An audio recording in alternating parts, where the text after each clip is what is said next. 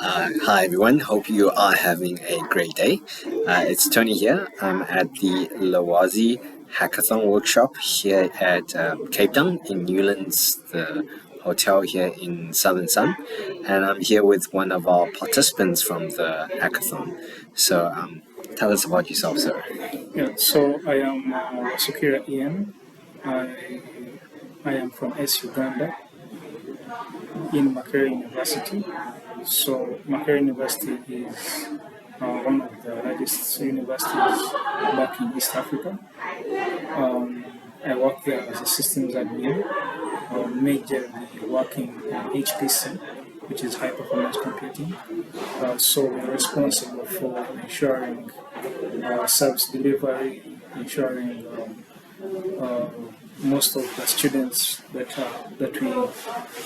we serve at the S have compute readily available for them to do their work.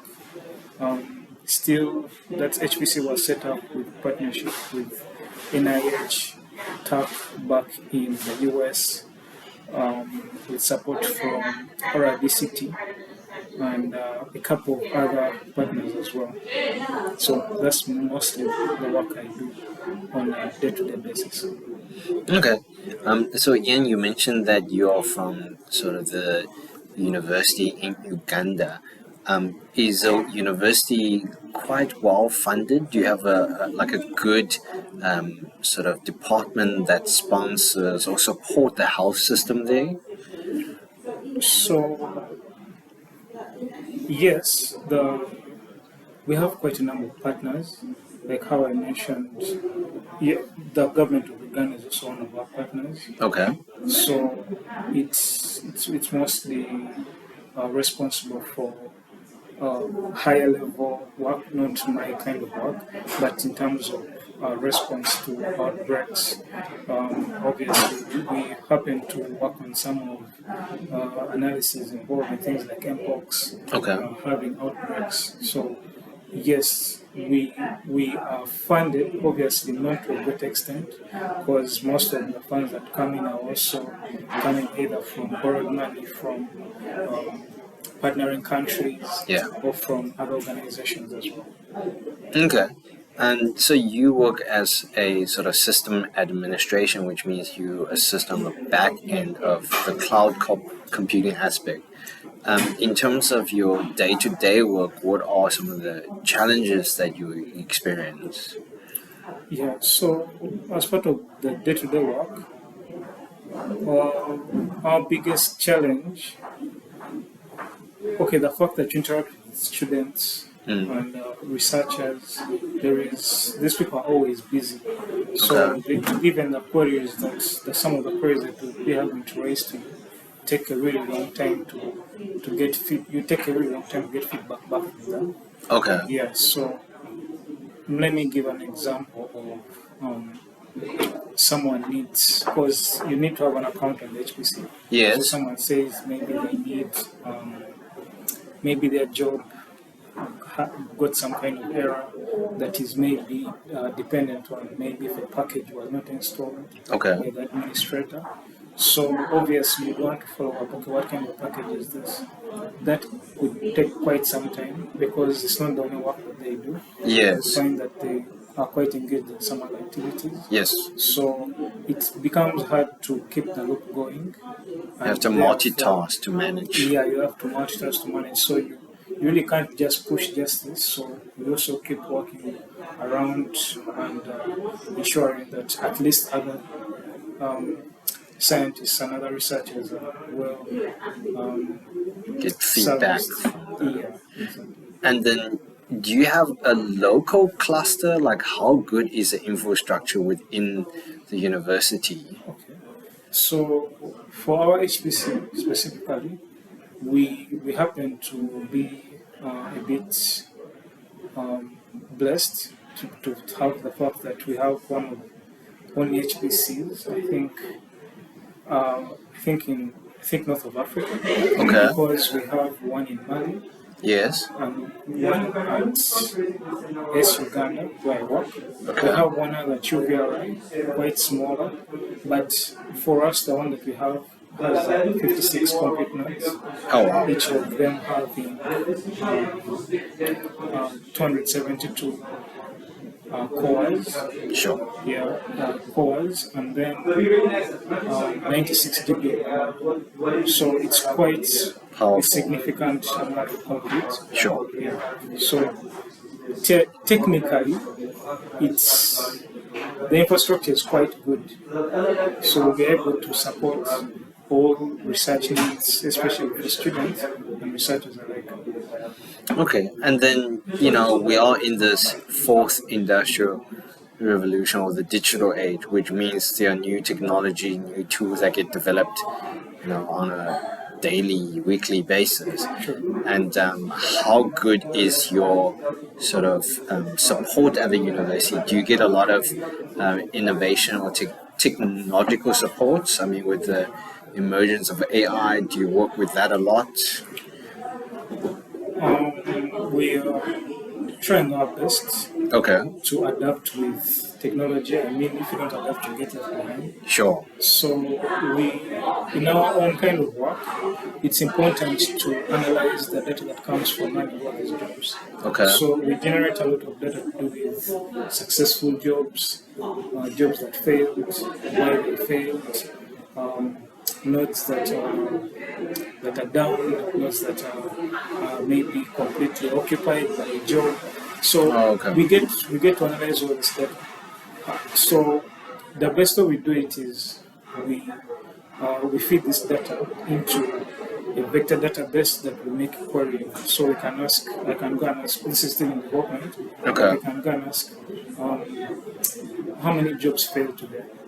And we'll be able to get a good summary of the jobs that failed, why they failed, and also give positive insights into preventing that from happening next time. Oh, I see. So Okay. yes, we are leveraging AI to improve our own service delivery, Yes. but also ensuring that researchers are well kept in the loop because they don't really care about the infrastructure. Yeah, They're mostly they just want the concerned with the results. results and to make sure that everything works well. Okay, and then can I ask, did you sort of have a background in computer science? What type of sort of degree did you study? So I did computer science Okay. still at the university. Actually, graduated this year. Okay. So it's a quite interesting field. I get to apply a lot of what I learned, and seeing it happen and impacting the research field is really interesting. Okay, so you sort of are doing sort of this job and studying at the same time. No, I completed. I actually got. I just joined December last year, Okay. specifically in S. Right. I joined before I graduated. Then I've been working there for the past 7 months. Oh, I see. So you're sort of relatively new in the job, and you're quite sort of, as we call, a young scientist or upcoming person. Okay, so as someone sort of with not much experience in the job, are you hoping to sort of grow, and how are you progressing with your careers? So we have quite some good mentorship. Okay. The fact that I'm new, we have our senior education engineer, All right. Roger Chimera, so he's really up to giving us the right path to follow. I see. We have one-on-one sessions where we get to talk about our progress. Okay. He gives career guidance as well. So me personally, it gives me a chance to just keep touching the waters and get to know what kind of place I really want to end up in. So it Okay. just opens up our minds. Obviously, he has been more in the HPC field, Yes, sir. not really specializing into security or nothing or anything, but he's more passionate about it. Therefore, it just opens up our eyes to what is possible. All right, so you sort of get to see what lies ahead and how you sort of grow yourself. And I guess speaking to someone, that's graduated and you're now working, what sort of advice do you have for, the next generation of scientists or the next people who are still, maybe in high school or coming into university, what sort of challenges or life advice would you give them? So I would advise them to get something that they are really passionate about. Okay. So, all as long as you have passion for something, you always things will get hard. But the most important thing is knowing that you're able to wake up every morning and you want to do this thing again and again. You want Okay. to grow your knowledge in it. You want to expound and get to scratch your mind a bit for that very day in order to get something solid. So I'd advise them to get something that they love and then be passionate about it. The passion comes from maybe reading some technical articles, following if you like-minded people on socials like Twitter. Twitter is a very good space. Sorry, X is a very good space. We have GitHub. So just keep yourself surrounded by these like-minded people, and they will guide you on your journey. Yeah, I think as you adequately put it, people need to be exposed to good mentors, and people need to be exposed to technologies and upcoming trends. And obviously, you have to be on social media platform. You have to engage with people that's better than you or smarter than you to pass their knowledge on to you. And then you have being in Uganda, now in South Africa. I don't know if you have traveled to any other African countries. Do you see there's a huge difference? Do you see different challenges across each region? Um, this is actually my first time outside East Africa. Okay. I've gone to Kenya and I've been to some part of Tanzania, Right. but this is my first time out of East Africa. I see there's a huge difference. Okay. Obviously, mostly um, in terms of how everything looks.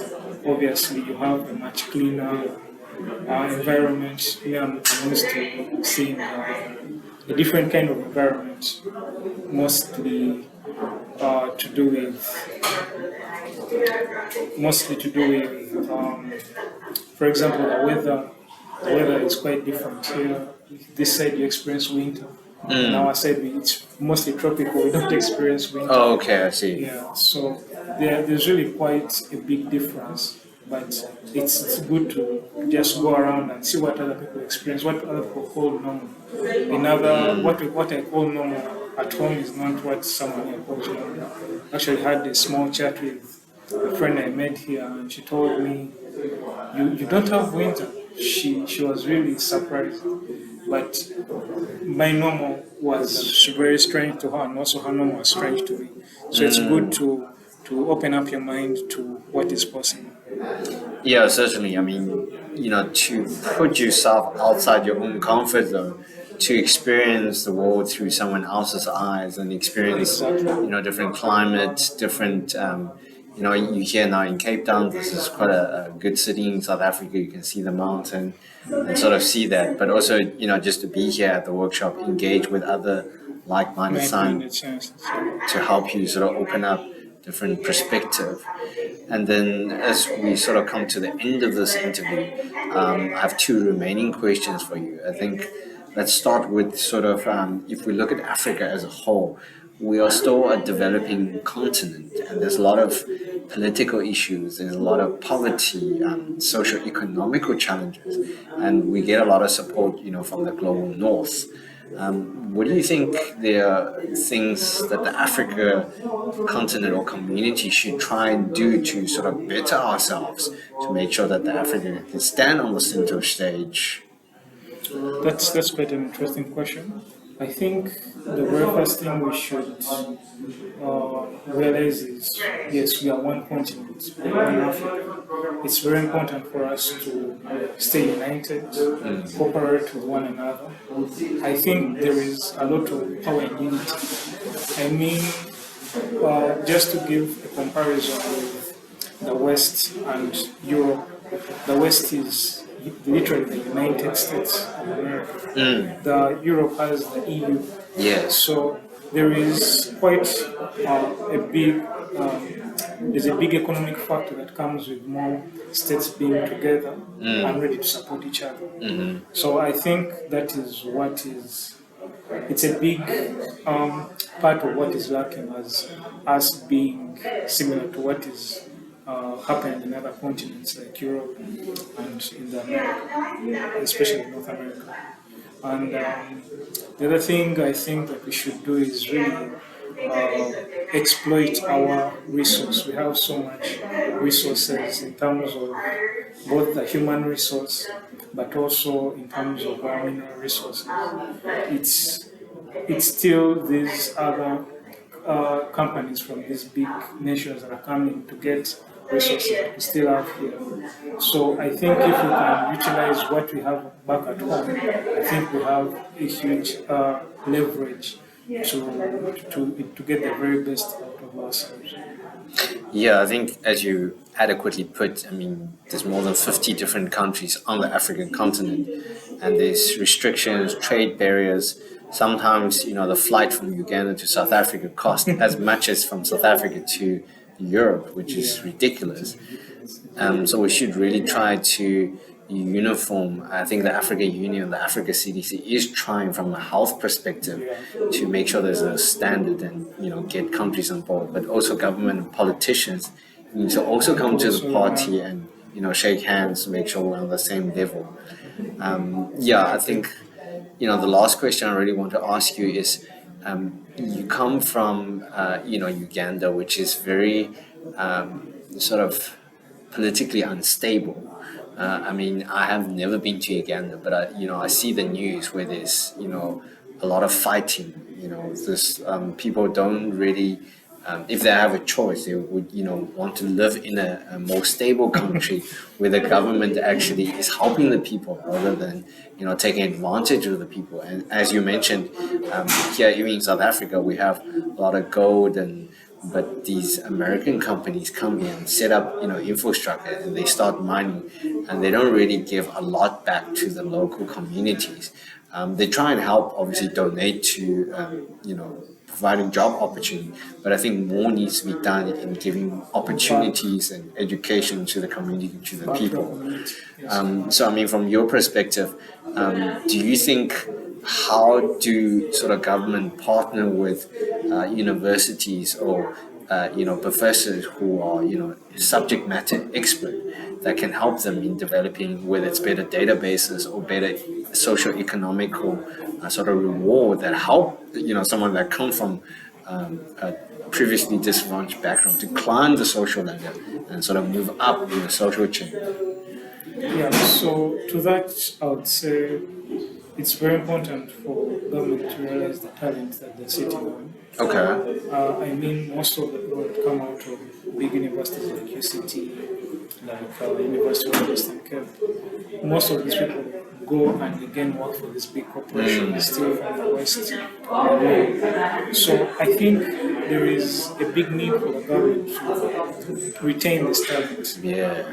After retaining this talent, they are supposed to give them responsibilities to grow the nation, because you reason why you would employ the very best people is because you want them to tell you what to do, make decisions on your behalf. I think Steve Jobs talked about this.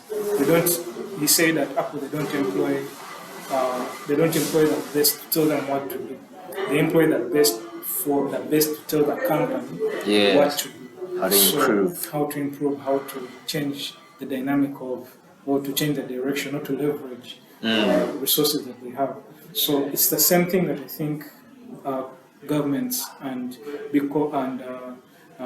countries, even mine back at home, should look into. They should look for the very best people in these different fields and subject matters, and give them the capacity to make any impact in their areas of expertise. I may be in computer science, there's someone else who's good in music, dance, and drama. They can develop people in music, dance, and drama to create content for their country. The people that are good in medicine, the people that are good in engineering. So these people have the skills, but the fact that they are constrained and are oppressed, they don't get a chance to shine. Though, so it's a chance, and I would call on to those governments to look back at what they have back at home, not look outside, but improve their capacity here at home. Someone has a belonging to improve where they come from. If you give them the chance and you give them the capacity, I think it's something that will push them to do better. Yeah, I think you hit it right on the nail there. We all need this sense of purpose, and I think growing up, in a village, you want to make sure that your parents and your families and your friends are all elevated with you. So, when COVID broke out, you really had communities pulling together to help each other, educate each other. So I think that's also needed, on a economic level, but also on a financial level as well. So if government can outsource responsibility or division of labor to those people who are really talented and try to keep It those can give talent, some bit back to their yeah, own people. that could solve a lot of the challenges in the region, because you can't have someone sitting in Europe to tell you what to do, since they don't really They know the don't really know culture. what your problem is or what exact problem to address. Yeah, no, it's been really nice talking to you. Thank you very much for Thank your you. time. Thank you so much.